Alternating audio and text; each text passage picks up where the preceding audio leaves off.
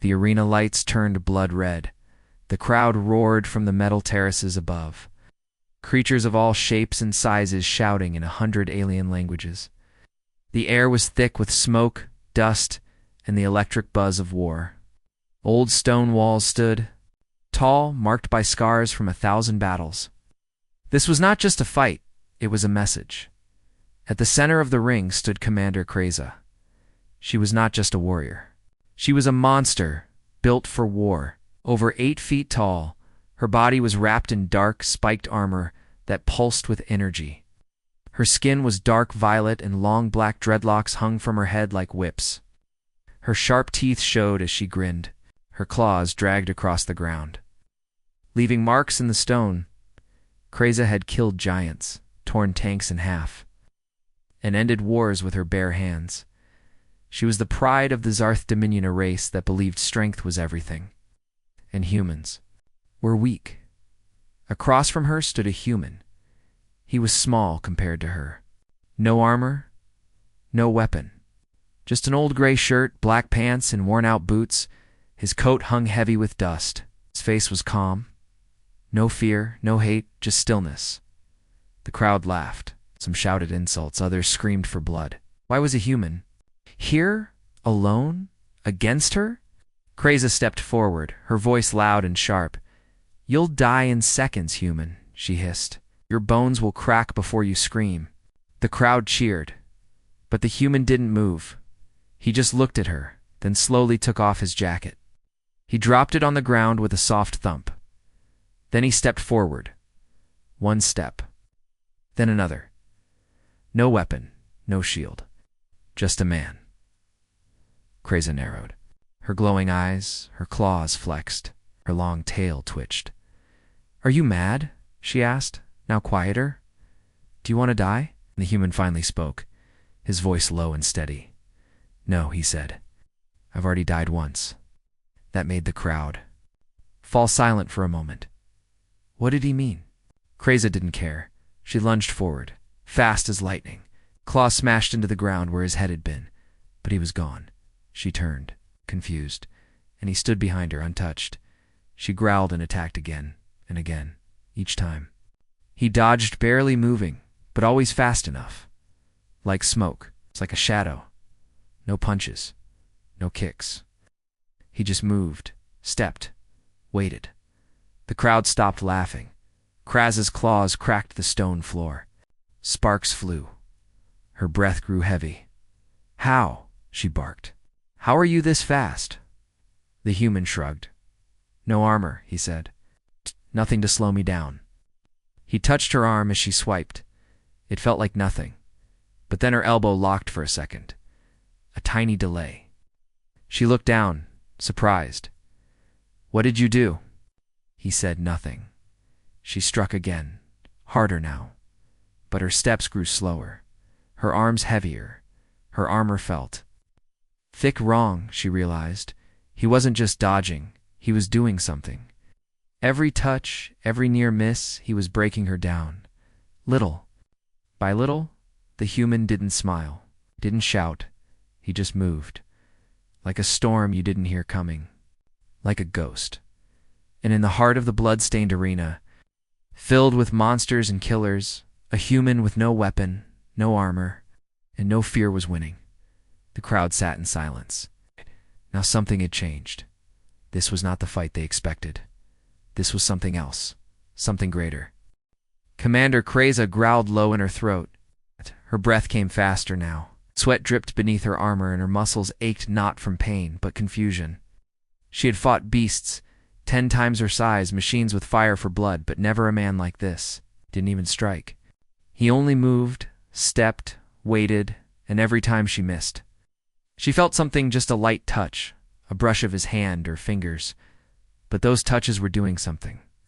Now her leg armor was heavier, her left arm dragged slightly. One of her power cores flashed a yellow warning deep in her HUD. Still, she would not stop. She roared and charged again, claws forward, tail slicing through the air behind her like a whip. He ducked low. A second later, her claws smashed into the arena floor, sending stone flying. But the human was already gone again. Kreza spun fast, but he was behind her once more, standing calmly. Too calmly. Fight back. She shouted, her voice shaking with anger. Is this a joke to you? He didn't answer. He just watched her eyes steady. It made her more furious. She leaped high into the air and came down with both fists ready to crush him into the dirt. But he wasn't there. He stepped to the side just before impact, and her fists slammed into the ground like twin hammers. Dust flew, rocks cracked. She stood up, panting, confused. You're not even armed, she said. You're not even trying to win. The human looked at her now with something strange in his face. Not pity, not pride, something deeper. I'm not here to win, he said softly. I'm here to teach. Teach. She spat the word. What can a human teach a Dominion commander? He stepped forward. You learn more when you lose, he said. He reached out again, touched her right shoulder, and moved past before she could hit him. Suddenly, her right arm dropped, heavy and stiff. Her claws refused to open. She tried to shake it off, but the armor didn't respond. What are you doing to me? She shouted, heart pounding harder. Still, he said nothing. But the truth began to dawn on her. He was breaking her without breaking a single bone. Every move was a strike she couldn't feel. Every dodge was a trap she didn't see. He wasn't a fighter. He was a ghost with purpose. A man who fought with silence, speed, and strange skill. She remembered what he said earlier. I've already died once. Her eyes narrowed. You're not just a soldier, she said. You were made for this. The human stopped. I wasn't made to kill, he said. I was made to change minds. The crowd above them was silent now. Not a single voice, not a single cheer. Only the sound of the wind and the crackling hum of her broken armor. She looked around. Thousands of aliens, warriors, hunters, spectators from across the stars. All of them watching a human who had no armor, no weapon, and still somehow stood undefeated. Her heart pounded, not from fear but from something else. Doubt. For the first time in her life, she wasn't sure what winning meant, and that scared her more than death. End of Part 2, to be continued in Part 3. The Heart That Waited HFY themes continued. Victory without violence human. Adaptability and strategy, changing hearts through action, the power of restraint and war. Kreza stood still now, her claws lowered, her armor sparked at the joints. Parts of it were frozen, not from damage, but from the strange touches of the human. Her muscles still worked, but not like before. She had lost speed. She had lost control, and yet the human had not thrown a single punch.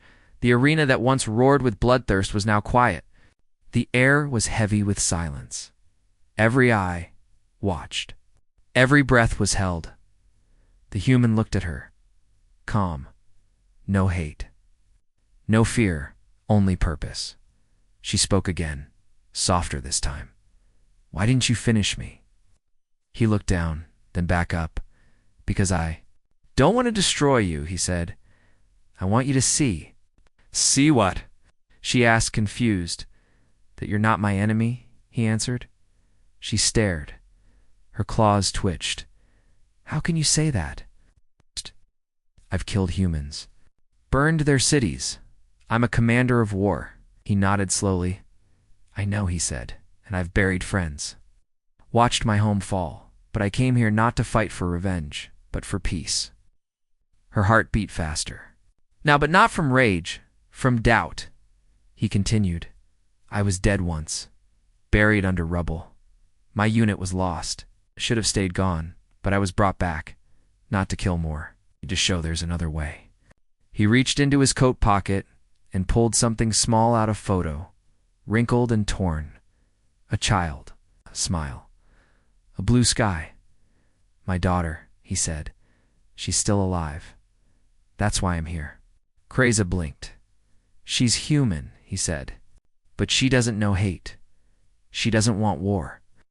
She just wants to grow flowers and feel the sun. What kind of future do we give them if we keep fighting? Kreza looked down at her claws. They were shaking.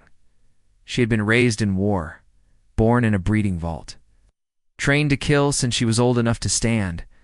There was no love in her life, only orders, battles, and blood. But this human, he spoke of peace, family, of hope, and somehow, that was more powerful than any blade. She knelt slowly, her armor cracking as she did. "I don't understand," she whispered. "Why show me this? Why risk your life?" He stepped closer. No fear in his step, no weapon in his hand, because someone has to go first, he said. Someone has to stop fighting and start talking, even if it means dying. She looked up at him. "You thought I would kill you?" she said. He nodded. "I knew you could," he replied. "Then why give me the chance?" He smiled softly. "Because I believed there was more in you than war." For the first time in her life, Kreza felt something break inside, not pain, not weakness, but the hard wall that had always protected her from feelings. And now she felt something human. She stood slowly, not to fight, but to understand. The arena, once soaked in rage and built for death, now stood frozen. The crowd of thousands wore beasts, merchants, nobles, and killers watched without blinking. Every eye was fixed on the strange moment happening below. A human stood before, a Dominion war commander, and neither of them was fighting. Commander Kreza, champion of blood and steel, lowered her claws. Her armor hissed as damaged servos cooled. She stared at the human with sharp eyes, but there was no fire in them now. Only thought, only wonder. The human remained calm, his coat still lying in the dirt, chest bare, hands empty. His only weapon had been words and belief. Kreza stepped back and looked at the crowd. She could feel their tension. They had come for a show, for blood, for the Dominion to once again show its rule. But what they were seeing now was not weakness. It was power of a different kind. Slowly, Kreza turned to the human and dropped her blade. The steel clanged softly against the stone floor. Gasps echoed. From the stands, then silence. "You've won," she said. The human shook his head. "No, I didn't come here to win. I came here to change." Kreza tilted her head. "You could have killed me." He replied. The words hung heavy. Then she did something no one expected. She bowed. Not deep. Not dramatic, but real. A show of respect from a Dominion warrior to a human. "I have never bowed in battle," she said. "Not two kings, not two beasts. But I bow to courage." Above them, silence cracked, and then slowly, like thunder crawling across the sky, applause began. Not all at once. A single hand, a claw, stomping foot, then hundreds, then thousands. The crowd, once filled with bloodlust, now stood in awe. Even the warlords watching from the royal balcony leaned forward, unsure of what to feel. The announcer, silent until now, finally spoke through the arena speakers. "This match is over," he said. "There is no victor, only witnesses." The human stepped forward and helped Kreza remove a broken piece of armor from her shoulder. She looked at him and asked, "What is your name?" He paused for a moment, then spoke. "Daniel." Nodded. "You are not like the others." Daniel smiled, though it was tired. "Neither are you." Kreza looked up at the sky, at the metal shields above the arena, the war banners flying high. "For too long, we've lived by the blade," she said. "Perhaps it is time to live by something else." Daniel looked at her, then raised his voice, not to shout, but to be heard.